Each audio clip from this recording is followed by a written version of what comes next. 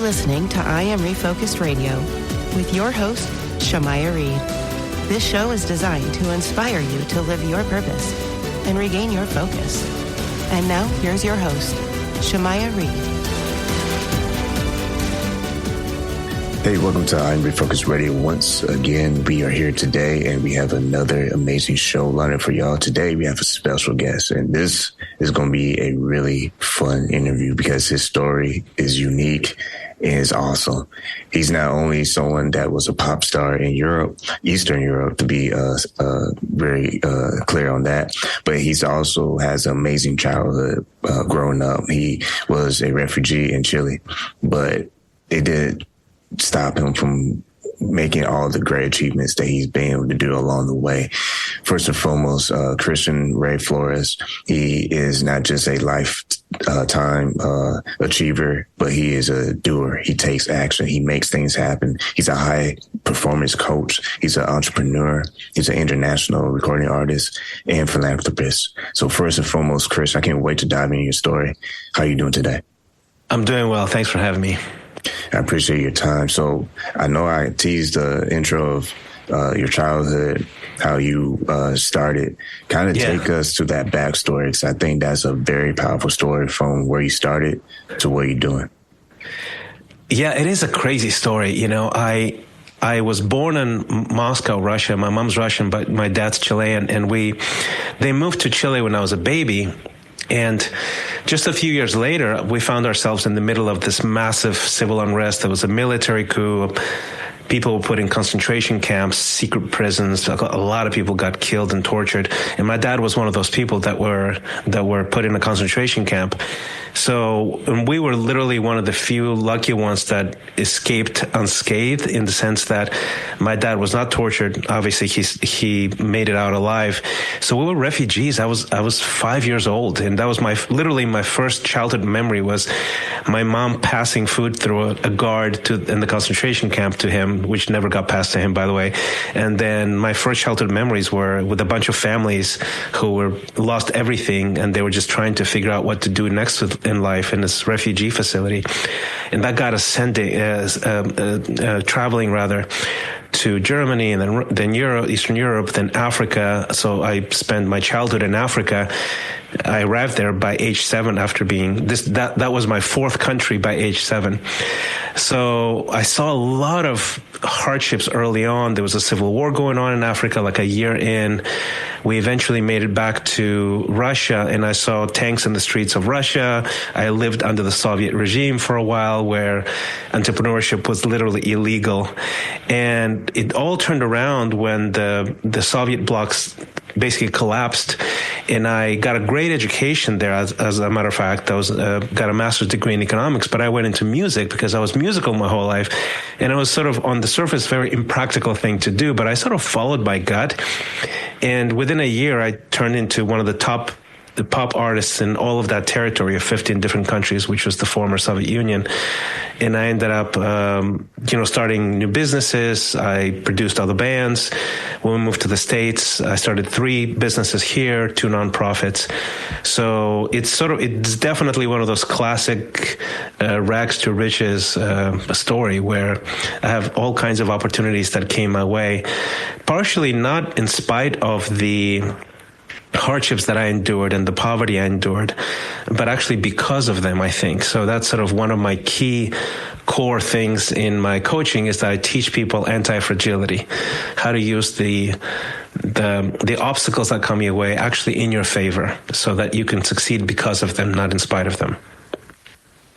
I appreciate you sharing that story, because like I said, being able to go from that to where you are today, I mean, you said moments ago, having to travel at such a young age. I mean, I remember when I was a little kid, maybe going to Michigan was my travel, but for you having to go different countries. Before we go further, kind of touch a little bit more about your experience having to adapt in such short, got tongue-tied, at such short notice. It was pretty stressful. You know, my dad tells me that I went silent for like a year when we arrived in Africa, because it was just so much so fast. And it's sort of a mix of, I'm young, but I can tell things are bad, right? When you're in a refugee facility, and then you move to Germany, and we get asylum there, and then we go back to Russia, and we live in this communal apartment, sharing an apartment with the family. It's just poverty, right? And I was sick there. Oh, on top of that, I got real sick because of the climate. So I was in hospitals all the time. And my mom, as a matter of fact, just said, I think he's going to die if we don't send him to Africa with my dad, because my dad wanted for us to wait for a year, and my mom basically sent me ahead. And I arrived there, and it was just such a change of culture, like different languages, people look completely differently. And my dad was like really worried about me, because I was just very awkward for a while, because I don't understand how I fit in, right? I don't understand the language. And in the long run, though, that was a great blessing, because I learned Portuguese. I already spoke Spanish and Russian by the time I arrived there because of my mom and dad. And when they sent me to this African school, like no expats. I was like the only non-black guy there, and I had to like learn Portuguese in the street and in the school. I was forced to do it. And then a year after that, they sent me to a private school, which is like an expat school, which is all English. So I learned English age 9. By age 9, I spoke 4 languages. And it just really does, as you said, gives you almost like this enhanced ability to read people, read body language, try to fit in, socialize. And to this day, I count it as one of the greatest gifts that I've ever received, is that I not only know how to assimilate and adapt, but I really truly love people in different cultures, right? I like the music from different cultures. The beats actually served me really well when I became a musician later, right? Because I had this African drums thing going on and all kinds of music in my head. But it gives you exposure to such a wealth of the human experience, of culture. So it was definitely a gift in the long run, but very hard in the beginning. Once again, you're listening to Refocus Radio and watching us online, talking to our guest today, Christian Ray Flores. You go to his website, Xponential.life. We're talking about today's topic, creating a lifetime of fulfillment and high impact. As we are getting to the topic now, looking over your experiences to be able to not just be able to appreciate music, but have it create you a nice little career. I mean, being a pop star in Eastern Europe, and not just stopping there, but having multiple businesses, and now you're helping high performance individuals. What is you feel is the basic building blocks that help you sustain your success? Because it's one thing to obtain success, but it's a whole different ball game to be able to manage it effectively. Well, I think for me, the first one is, how do you go from being a little overwhelmed, a little stressed? And I think most of us find ourselves in that state a lot. And we underestimate just how harmful that can be if we don't know how to manage it. Stress is not bad. Good stress is really good. But not knowing what to do with it is sort of the problem in my mind. So the first one for me is, how do you go from stressed out, anxious to creative, energized, and joyful? Because in that state is when you come up with your best ideas, you come up with solutions to the problems that you're facing. That's the state you want to be in. And when I work with my clients, that's the number one thing I go, okay, week 1, I want you to learn how to do this, and I can teach you how to do this literally in a week. If you do the work, you're going to experience a tremendous shift in your energy level, your creativity, your joy. And that's the main building block. You really can't build a different future if you're in survival mode, basically. The second one is how to pick a direction. I think most of us early on, especially when we have success early on, and let's say we have drive, we have education, we get opportunities in life, we move fast and we move in a certain direction because the world is sort of rewarding us for our grit, our talent, maybe our hard work, our hustle. And the minute you start getting bigger, let's say you're managing a team, you're managing a company, you're managing multiple things at the same time in a successful, let's say, product launch, complexity starts to slow us down. And that's where sort of and what we lose is we lose momentum. And when we lose momentum, we lose confidence. So I try to address momentum as a key metric, as a key value, right? You have to figure out direction. You have to figure out, and then what are you going to say no to? Are you going to prioritize? How fast are you going to go there? I think the third one for me would be, how do you deal with the inner voices of self-sabotage, which is a very natural response to any progress. When you're trying to build a new future, a place where you haven't been before, the inner voice of who do you think you are? I think you might look ridiculous. You might fail. It's endemic. I mean, and it's actually primal to everybody. Like no one escapes that. There's a way to manage that so you can actually beat it, and not be really defined by it, right? Which is not easy to do, but there's skills that you can develop. And then the fourth one, I would say for the long-term success part, this is a classic mistake of most people that get successful professionally, is that they over-invest in the outer game, in the skill that they're getting compensated for. It could be an engineer, it could be a financier, it could be an athlete, but they underinvest in the inner game. Both the mindset, also the dimensionality of success. So they usually underinvest in family, in friendships, in community, in spiritual practices, in how to manage your money. So those are the things that are under the surface. And if those get ignored, classically ignored, so eventually they get very successful, and then they hit a wall because these dimensions that are actually crucial for your well-being long-term, they get overlooked, and you start getting hit by all kinds of things, right? So we have this scorecard that we use with our clients. Actually, we have it available for everyone. If any one of your listeners wants to check it out, where we ask them like 40 questions across a variety of dimensions. And the scorecard is incredibly simple, but it's very predictive of where you're going to go. And are you going to be successful in that? I can literally tell you, hey, if I see certain things, certain patterns, even if you might be on paper doing well, trouble is around the corner, right?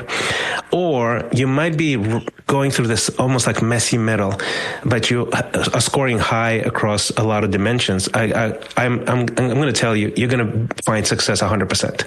It's just a matter of when. When you say that, it makes me think of a lot of times on the show we hear these great success stories, but none of it happened because a person just woke up one day and said, yeah, I'm gonna do that, and then boom, it happened. It was a messy middle. It was always yes. It was systems that had to be absolutely. Yeah. What is your routine? And what I mean by that is, what are the basic principles that you try to look to apply? Because we have good days and bad days, but what are some of the basic things that you try to keep intact as you attack the day? Okay, so that's a great question. I have the deepest conviction that if you have a skill set to win the day, you will win in life. It's that simple, right? And most of us, we live on autopilot like 90% of our time. It's the same thoughts, the same actions, the same mindset, the same ways of viewing certain situations. So the first hour is the most important hour, right? And basically what I coach people in my first hour is more like first 2.5 hours. But in the very beginning, your first hour should be 20 minutes of contemplation, prayer, a spiritual transcendent experience, because that gives you self-awareness. It basically sort of breaks the matrix, and you start understanding, this is exactly how I feel, this is why I'm feeling it, etc. The second 20 minutes is physical activity, because that wakes you up cognitively, your muscles, your body starts being your ally. And the third 30 minutes is to learn something new. Whatever you're lacking, it could be, an adjacent skill, or it could be an area of life like marketing or finance or something like that, or marriage or relationships or networking. I mean, this list goes on and on. You have to invest every single day to stretch your ability to a higher level. And if you do even an hour, and it's that 20-20-20 principle a day, your day will be different. My day usually starts with probably 2.5 hours of that. So it's supercharged usually, and I am incredibly high performance during the day without being burned out because of how I basically shape the day, not only the first 2.5 hours, but the day itself. Once again, you listen to Focus Radio and watching us online, talking to our guest today, Christian Ray Flores. You go to his website, Xponential.life. We're talking about creating a lifetime of fulfillment and high impact. And speaking of that, I love what you said earlier about how sometimes we can invest a whole lot on external things, but we don't really invest on the inner person of our lives. And we can easily self-sabotage our potential because of not just being ready. Success can crush you, or it can help you get even more better than where you are right now. So when you look at how you balance not just your life skills, but using creativity as a strategy versus only depending on like the textbook strategy, how do you kind of balance those two? Well, I think creativity is the ability to see unrelated things and put them together in something that adds value to people's lives, right? So you are the only way to beat AI, to not be replaced by AI, is to be creative. That's really the bottom line, right? So the people that are creative, they will use AI as a tool, but the people that are not creative, and by the way, you can be creative in entrepreneurship, even in accounting. Okay, I don't mean shadowy, sort of shady things, but you can be creative in anything. The only way to actually win in an era of AI that's going to replace millions and millions of jobs is to develop creative lifestyle changes that allow you to add value at a very different level, at a higher level, and then using AI as just a tool that helps you do that. People, they think of shows like this, and you have a show as well that we can talk about later. They want the hosts to get to the point, get to where the meat is, so that way they're not dragging on. And that, I feel, is a personal skill as well.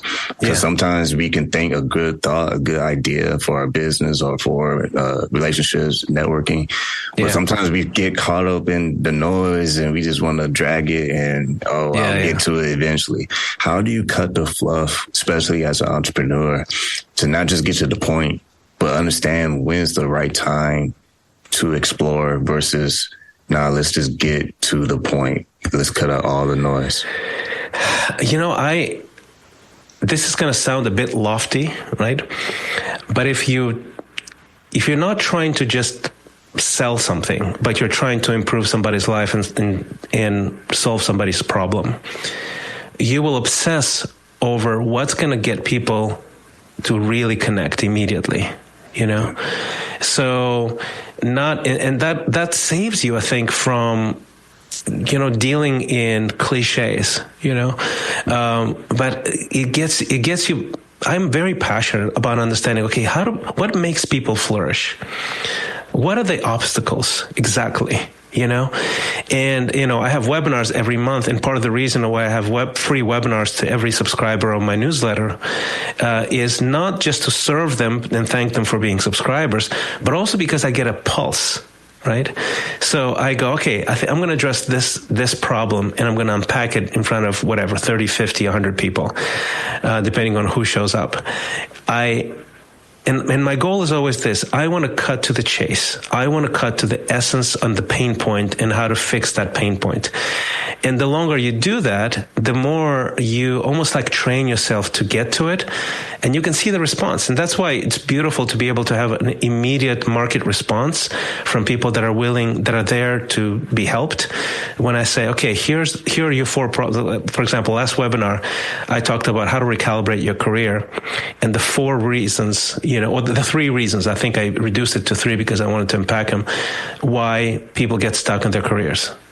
Yeah. And I've done this webinar 3 or 4 times, right? Like every few months I do the same exact topic, but I always tweak it a little bit. And every time I do it, I go, oh, I think I missed that, or the essence of the issue is this. So I add that to the next one, to the next one, to the next one. So after a while, everything you say is gold, right? Because people go, man, that's exactly how I feel. How do you know this? You know, and it's because, you know, you care about people. You want to solve their problems. You don't want to just, pontificate. And I love what you said earlier in the show when you was talking about your childhood, when you was moving around. You love people, different cultures. You love the arts of music.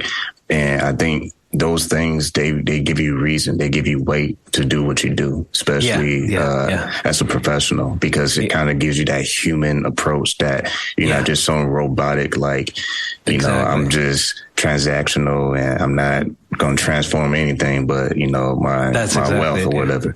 My next question would be you also are host of your own platform, Headspace.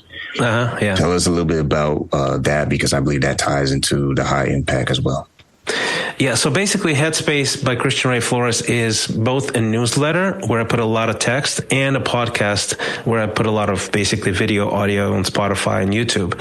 And the idea there is I just wanted to be able to have a discipline around sharing content, information, stories, strategies with people who value high success and high significance. That's sort of the audience. I want to have high success, but I want it to be significant. I don't just want to be rich. I want it to serve people and have it make a change. So everything I do, I try to, in a very disciplined way, twice a week, I post something, right? And I love doing that because I can give it away for free. And if you want to subscribe for like the paid version of it, it's just $11 a month. It's very easy. So it's a way for me to essentially serve the broader community. Maybe most of them won't be able to, or are not in a place to join my coaching program, but I can still serve them either for free or for this small subscription every month. Once again, listen to Refocus Radio and watching this online, talking to our guest today, Christian Ray Flores. You go to his website, Xponential.life. And speaking of creating content of value that really helps your audience, especially those who might want to warm up first before they decide they want to be a client of yours, I'm going to just be transparent right now. I love watching other people on YouTube. I love watching other resources out there because it sharpens my game. And one person that I've been watching for a couple of years now, maybe a few years now, is Gary Vee. I really love how unfiltered he is and how true he is to his personality. And I feel like what he does is he enables his followings, as far as his viewers, to just be authentic to who you are as a person. When people see you and hear about your story and hear about Chile and all that, they're going to really connect to who Christian is. They're not going to connect to someone who just tries to act the part. And I feel like what's happening a lot in today's world, not to be off topic, but in order to have high impact, I think what's giving people low impact is that they're trying too hard to be that image of what they think success might be. Kind of touch on that. No, I agree. I mean, this is a time where building a personal brand is such a gift. And this is the best time since the beginning of time where a human being can tell his or her authentic story, develop his or hers authentic and specific and unique solution to somebody's problem. It could be a product, a service, or whatever, and then communicate it to the world anywhere at any time. Right, so this is a revolution of personal brand development right now, and I mean one of the things that I encourage every client of mine to even wrap their minds around is that developing a personal brand is essentially reputation at scale. Is you show up your real self, your true self, and you share the value, the passion that you have, the solutions that you have with people, and it finds the right people, and they send it to each other, and they follow you, and they trust you. And it could be like you said, following you on YouTube, or it could be something more specific, like becoming a client. But it's what a great what a great time to be alive, I think, right? Because I don't really need or want to appeal to everybody. I just want to appeal to the people that I can serve best. And it's a beautiful place to be. Well, there you have it. Another masterclass brought to you by our guest today, Christian Ray Flores. Make sure you go to his website, Xponential.life. We've been talking about topic creating a lifetime of fulfillment and high impact. Love to definitely have you on in the future. Maybe even talk next time a little bit deeper about your book. But until then, I want to say once again to Christian, thank you for your time. Thank you so much. And to the viewers, you spell exponential without the E. It starts with an X. So maybe people are typing it wrong. If they're going to be frustrated, I want to correct that just to make sure. And I'll definitely put that website address in our notes so you can copy and paste it and make it easy for yourself. So like always, man, thanks again, man. Thank you so much.